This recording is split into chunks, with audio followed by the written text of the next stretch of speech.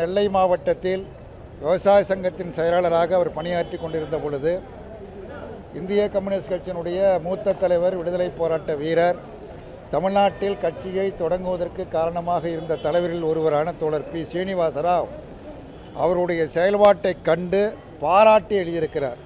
தோழர் சீனிவாசராவ் எந்த ஒரு தனி நபரையும் பாராட்டி எழுதியதாக நான் அறிந்த வரையில் கிடையாது. அதனால் தோழர் நல்லக்கண்ணுவை பாராட்டி இவர் எதிர்காலத்தில் ஒரு நல்ல ஊழியராக வருவார் என்று சீனிவாசராவ் குறிப்பிட்டு எழுதியது மிகப்பெரிய சிறப்புக்குரிய செய்தியாகும். அவருடைய போராட்ட வாழ்க்கையில் ஆயுள் தண்டனை பெற்றார். 2 ஆண்டுகளுக்கு மேலாக தலைமறைவாக இருந்து அரசியல் பணிகளை மேற்கொண்டார். அவர் தலைமறைவாக இருந்த பொழுதுதான் காவல்துறையினர் அவரை கைது செய்து விட்டார்கள். கைது செய்து மிக கடுமையான சித்திரவதைகளை வழங்கினார்கள். அதாவது மற்ற தலைவர்கள் எங்கே இருக்கிறார்கள் என்று காட்டி கொடுக்க வேண்டும், எங்கே இருக்கிறார் என்று சொல்ல வேண்டும்.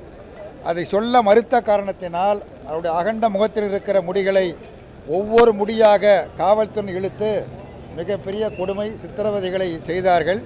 ஆனால் எதற்கும் அடிபணியாத, அஞ்சாத, துணிந்து அந்த அடக்குமுறைகளை எல்லாம் எதிர்கொண்டார். இந்திய கம்யூனிஸ்ட் கட்சியினுடைய மாநில செயலாளராக, தேசிய நிர்வாகக்குழு உறுப்பினராக, தேசிய கட்டுப்பாட்டு குழு தலைவராக பணியாற்றினார்.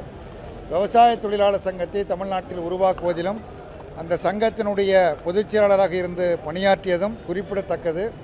பணியாற்றியது மட்டுமல்ல, என் போன்ற பல ஊழியர்களை சங்கத்தில் உருவாக்கி தமிழகத்தில் ஒரு ஊழியர்களாக செயல்படுவதற்கான வாய்ப்பை ஏற்படுத்தி தந்தவரும் அவர்தான். குறிப்பாக இன்றைக்கு இந்திய கம்யூனிஸ்ட் கட்சியினுடைய பொதுச் செயலாளர் இருக்கிற தோழர் டி. ராஜா, அவர் இல்லை என்றால் அவர்களது அரசியல் வாழ்க்கையே கிடையாது. அந்த அடிப்படையில் அவரை உருவாக்கியதில் மிகப்பெரிய பங்கு தோழர் நல்லகண்ணு அவர்களுக்கு உண்டு. பல பேரை உருவாக்கியிருக்கிறார். அவர் உருவாக்கிய யாரும் வீண் போகவில்லை. எல்லோரும் சிறப்பாக பணியாற்றி கொண்டிருக்கிறார்கள்.